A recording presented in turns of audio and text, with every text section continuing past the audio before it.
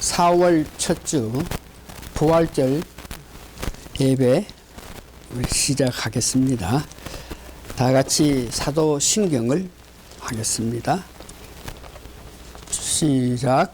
전능하사 천지를 만드시 하나님 아버지를 내가 믿사오며 그 외아들 우리 주 예수 그리스도를 믿사오니 이는 성령으로 인도하사 동정녀 마리아에게 나시고 본디오 빌라도에게 고난을 받아서 십자가에 못 박혀 죽으시고 장사한 지 사흘 만에 죽은 자 가운데서 다시 살아나시며 하늘에 오르사 전능하신 하나님 우편에 앉아 계시다가 저리로서 산자와 죽은 자를 심판하려 오시리라. 성령을 믿사오고 거룩한 공예와 성도가 서로 교통하는 것과 죄를 사하여 주는 것과 다시 죄를 사하여 주시는 것과 몸이 다시 사는 것과 영원히 사는 것을 믿사옵니다. 아멘. 찬송가 493장 나 이제 주님의 새 생명을 얻은 몸.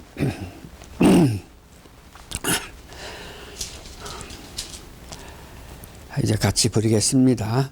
나 이제 주님의 새 생명 얻은 몸 옛것은 지나고 새 사람이로다. 그 생명 내 맘에 한가지 흐르고 그 사랑 내게서 해같이 빛나는 인생을 맛보며 주 안에 살리라. 오늘도 내일도 주 함께 살리라. 4절 합니다. 주 따라가는 길 험하고 멀어도 찬송을 부르며 뒤따라가리라. 나 주를 모시고 영원히 살리라. 날마다 섬기며 주 함께 살리라. 영생을 맛보며 주 안에 살리라. 오늘도 내일도 주 함께 살리라. 아멘. 다 같이 신앙 고백 하시겠습니다. 주 예수님, 당신은 그리스도시요 살아계신 하나님의 아들이십니다. 아멘. 오늘 성경 말씀은 제가 봉독해 줄 것은 고린도전서 15장 1절에서 5절까지만 제가 봉독해 드리겠습니다. 고린도전서 15장 1절에서 5절까지만 제가 봉독해 드립니다. 고린도전서 15장 1절에서 5절. 형제들아, 내가 너희에게 전한 복음을 너희로 알게 하노니 이는 너희가 받은 것이요 또 그 가운데 선 것이라. 너희가 만일 나의 전한 그 말을 굳게 지키고 헛되이 믿지 아니하였으면 이로 말미암아 구원을 얻으리라. 내가 받은 것을 먼저 너희에게 전하노니 이는 성경대로 그리스도께서 우리를 죄를 이해하여 죽으시고 장사 지난 바 되었다가 성경대로 사흘 만에 다시 살아나셔서 게바에게 보이시고 후에 12 제자에게와 그 후에 500여 형제에게 일시에 보내셨다니 그 중에 지금까지 태반이나 살아있고 어떤 이는 잠들었으며 그 후에 야고보에게 보였으며 그 후에 모든 사도에게와 맨 나중에 만삭되지 못하여 난 자 같은 내게도 보였었느니라. 아멘. 오늘 제목은 고난과 부활. 고난 후에 새벽에 부활이 온다. 그 뜻에 간격해서 제목을 고난과 부활이란 제목으로 말씀드립니다. 고난 주간에 지나고 부활하신 예수님에 관하여 부활절에 말씀드리게 된 것에 대해서 무한히 감사한 마음을 가집니다. 특히 오늘은 지난 30년 동안에 예수님의 고난에 관해서는 제가 30분 설교를 했는데 주로 그 중심이 어디 있나 그러면은 고난 주간에 일어났던 예수님의 그 아픔과 또한 십자가에서 당하신 고난, 또 구약 이사야서 53장을 중심으로 해서 주로 고난 주간에 대해서 말씀을 드렸습니다.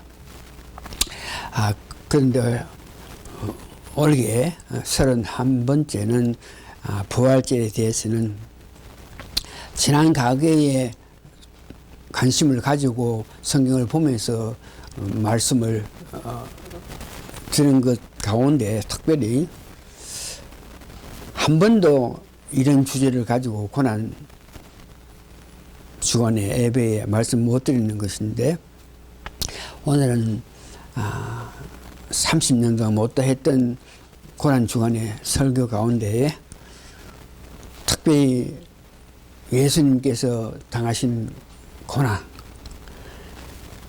그 아픔에 대해서 오늘 말씀드리고 그 다음에는 부활하신 문제에 대해서 말씀드립니다. 첫 번째는 예수님께서 당한 고난은 오늘 본문에 보면은 예수님께서 고난 기간 중에 가장 아픈 마음, 얼마나 고난을 받으셔가지고 얼마나 힘이 들으셨던지 누가복음 22장 44절에서 45절에 보니까 얼마나 열심히 간절히 기도했기 때문에 땀이 땅에 떨어져서 피방울같이 되었다. 얼마나 예수님께서 고통과 마음의 아픔을 가지고 이것을 하나님 앞에 기도했을 때에 얼마나 열심히 했는데 그 열심히 했는데 그 내용에 대해서 오늘 고난 주간에 대한 말씀을 드립니다. 여기에 이 잔이라는 말씀이 이 잔을 옮길 수만 있으면 했던 그 잔 의미는 예수님께서는 신성과 인성을 가지신 분이니까 십자가에 당할 고통에 대한 아픔을 압니다.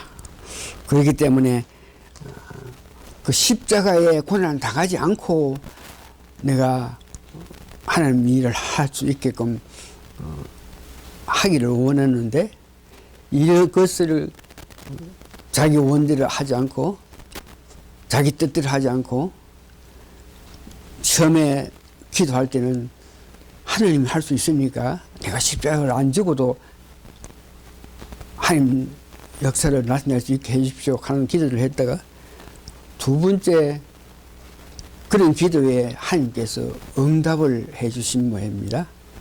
그래서 두 번째는 자기가 잔을 진다 하는 그 문제에 대해서 확실히 알면서 기도했던 모습을 이야기합니다. 다시 말해서 잔이라 하는 것은 십자가에 당하는 그 고통, 십자가의 아픔을 의미하는 것입니다. 그래서 그 고통이 얼마나 컸던지 누가복음 22장 22절에서 42절에서 44절에 보면 예수께서 힘쓰고 애써 더욱 간절하게 기도하니 땀이 땅에 떨어지는 피방울이 되었더라. 그래서 그때 잔을 다시 말해서 옮길 수 있다. 십자가에 내가 고난 당하지 않고 하나님 일을 성취할 수 있다는 그런 마음의 기도를 했다가 하나님의 응답을 받고 자기가 이제 십자가의 고난을 당하시는데 그때 잔이란 그 의미는 다시 한번 십자가에 당하는 고통. 그래서 그 고통을 알기 때문에 처음에 예수님이 정말 피방울이 같이 되는 것 같은 그런 열심한 기도를 했는데 그때에 예수님께서 내 잔을 옮긴다 하는 그 뜻은 예수님이 갖고 있던 지정의, 다른 말로 해서 예수님의 뜻을 하나님께 바친다 하는 그런 의미가 있습니다.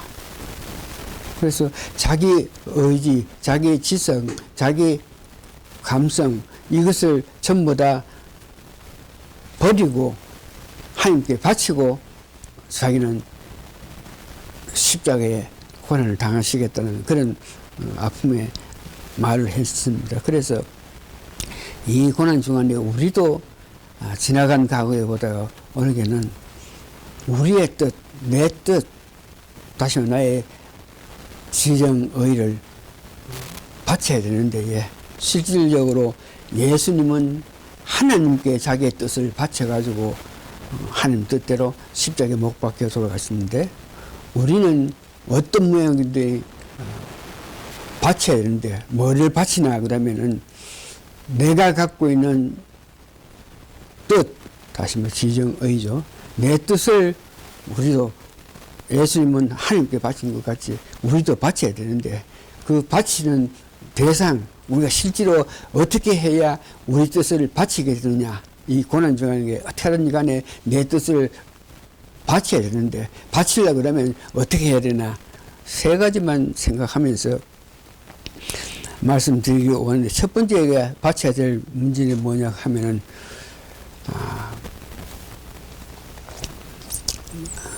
내 뜻을 바친다 하는 것을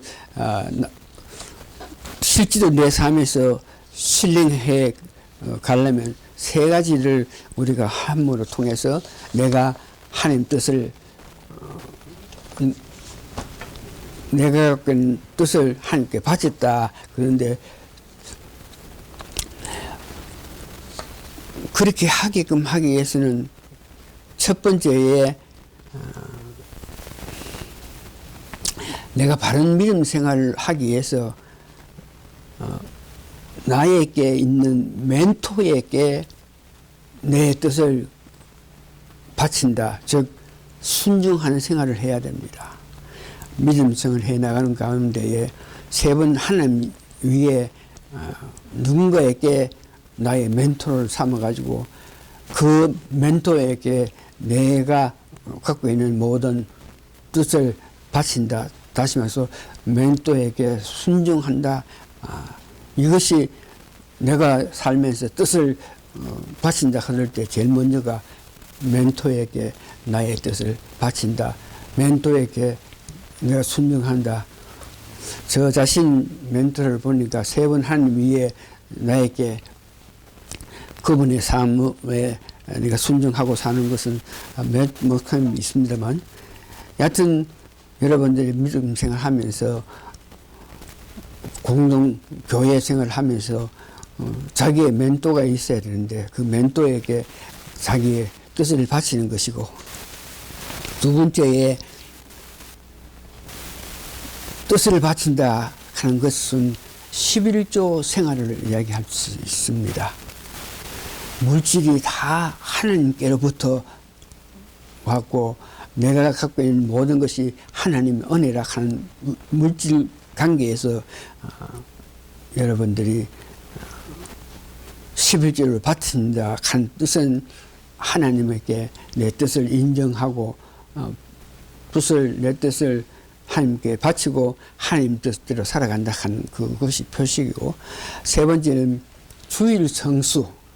이 주일 성수는 여러분 주일이 오면 많은 사람들이 그날에 사탄하고 내 영하고 이렇게 늘 싸우고 격동하고 있는데, 주님을 향한 우리 마음, 주일을 위해서 달려가고자 하는 이 마음에 항상 악한 것들이 우리에게 와서 오늘은 공원에 가자, 오늘은 골프 치러 가자, 오늘은 산에 가자, 오늘 바다로 가자, 오늘 친구를 만나자, 예배를 향해서 가려는 그런 마음에 내 마음속에 언제든지 여러 가지 갈등이 있는데, 그 갈등을 뿌리치고 주일 성수를 한다 하는 것은 아주 귀한 것이고, 그것이 고난주간에 우리의 뜻을 바치는 것을 할 수 있다는 것을 이야기합니다. 이게 부활의 중거에서는 지나가는 가게 보면 부활하심에 대해서 여러 가지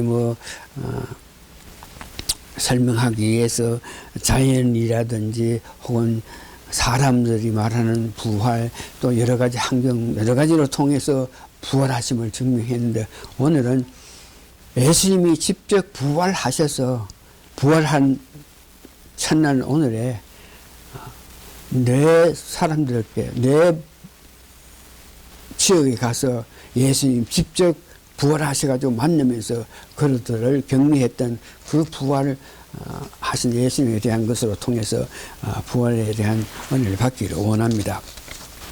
첫 번째, 부활하신 첫날에 예수님께서 막달라 마리아에게 나타나셔가지고 막달라 마리아와 만남이 되어 있는데, 마태복음 28장 9절을 이래 보니까 예수님을 만났으나 예수님인 줄 알지 못하는 모습을 마태복음 16개 보여셨는데도 막달라 마리아는 예수님인 줄 알고 있지 못했는데, 예수님께서 내다 그러시면서 처음으로 부활하셔가지고 막달라 마리아를 만나가지고 그에게 가르침은 뭐냐 하면, 인간적인 감정보다 사명이 앞서는 사람이 되어라. 삶 속에서 우리가 예수님의 그 가르침을 마리아에게, 마리아가 예수님이라 그러니까 예수님 보고 쫓아가가지고 예수님을 이렇게 허용하려 하는 그때에 예수님께서 인간적인 감정보다 사명이 먼저야 된다 하면서 제자들에게 가서 내가 부활했다 하는 것을 알리라고 이렇게 말했습니다. 그래서 예수님 부활하셔서 직접 막달라 마리아에게 나타나셨고, 두 번째는 베드로를 예수님께서 만났는데, 성경에 두 군데에 베드로를 만났다고 이렇게 하고 있으나 실질적으로 막달라 마리아처럼 직접 만나가지고 어떤 말씀을 듣고 하는 그런 내용은 없는데, 성경 말씀에서 누가복음 24장 33절에 보니까 베드로가 예수님을 만났다 그러고, 고린도전서 15장 4절과 5절 보니까 예수님은 게바에게 나타나셔가지고 게바가를 만났다, 즉 베드로를 만났다, 이렇게 이야기합니다. 베드로는 여러분 아시는 것 같이 세 번이나 주를 부인했던 사람. 그러나 예수님과 눈이 맞으실 때에 거기에서 회개함을 통해서 주님의 사랑을 받아가지고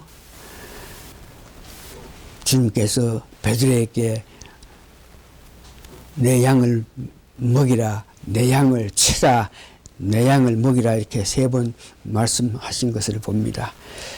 베드로를 만나셨던 예수님의 모습을 보면서 나름대로 열심히 하는 자들을 먼저 만나주시는 그 예수님. 여러분들도 믿음 생활하면서 열심을 해서 그 열심함이 하늘의 상달이 돼서 예수님이 여러분들에게 찾아와서 만남을 가지는 그런 은혜가 있기를 바랍니다.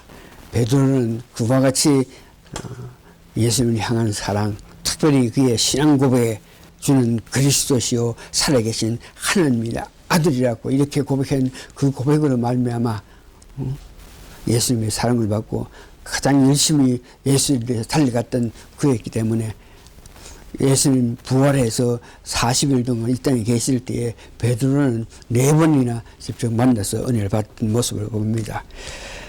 세 번째 부활하신 오늘 첫날에 오후에쯤 돼가지고 엠마오로 가는 두 제자들에게 찾아가서 믿음이 없는 자들을 성경을 믿지 못함으로 통해서 성경을 알지 못함으로 통해서 내가 부활해야 된다 하는 것을 알지 못하고 내가 부활했는데도 예수님께서 죽었다 그러면서 엠마오로 가는 그들에게 가셔가지고 성경의 말씀대로 내가 십자가에 고난 당한 후에 다시 살아났다 하는 것을 말씀을 통해서 그들에게 알게 하신 모습을 봅니다.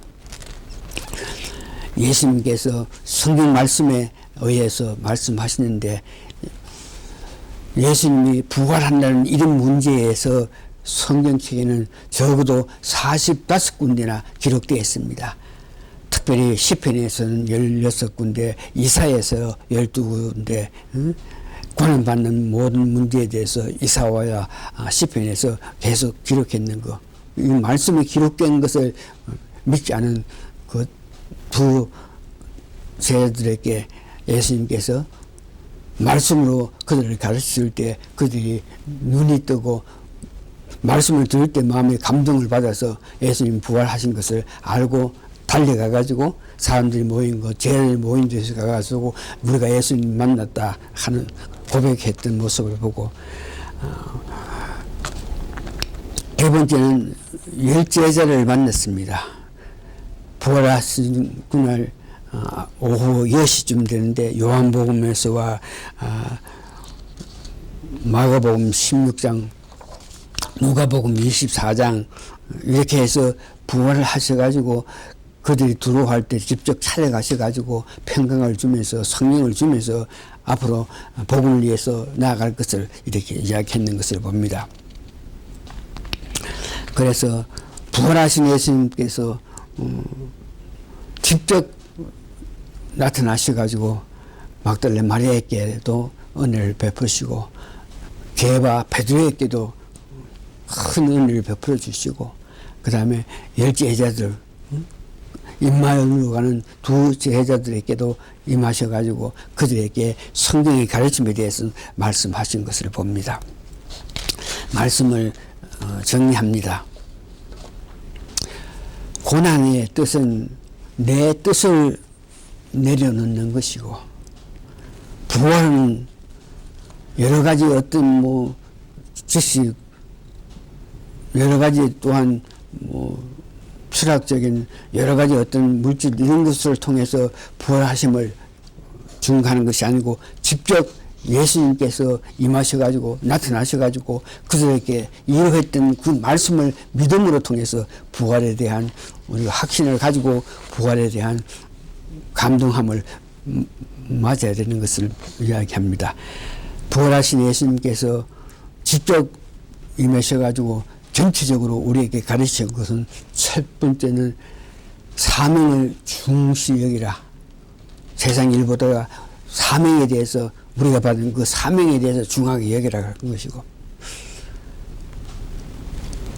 베드로는 예수님이 부활 성취하시기 전에 4번이나 만나서 하나님의 위로를 받고 있는 모습을 보면서 어떻게 하든지 우리가 열심히 해서 베드로처럼 예수님의 그 만남, 예수님의 가르침을 받을 수 있는 그런 은혜 있는 삶을 바라고 고대하라 하는 것에 대해서 마음을 가지면서 순정하고 살기 위해서는 말씀에 더 가깝게 해서 바른 생활을 해 나가기를 원하는 마음을 가져야 됩니다. 마지막으로 성령님의 도움으로 편안한 삶으로 복음을 전해야 됩니다. 그런 마음으로 복음을 전하기를 원할 때 성령님께서 능력을 주셔서 여러분들이 삶 가운데서 부활하신 주님에 대해서 증명하고 살 수 있다고 이야기했습니다. 다 같이 기도하시겠습니다.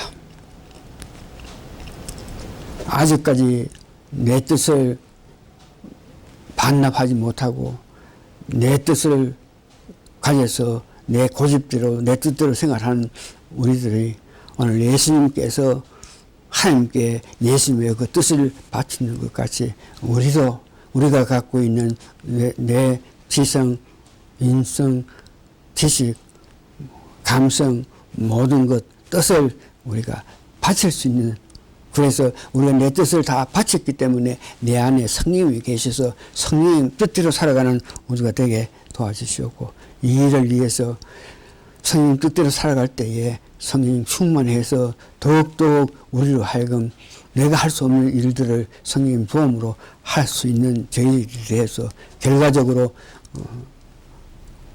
하나님 우편에 계신 예수님께 칭찬받는 우리가 되기를 부활절 아침에 간절히 원하면서 말씀드렸습니다. 이 모든 말씀 예수님 거룩한 이름 받들어 감사 기도합니다. 아멘. 그래.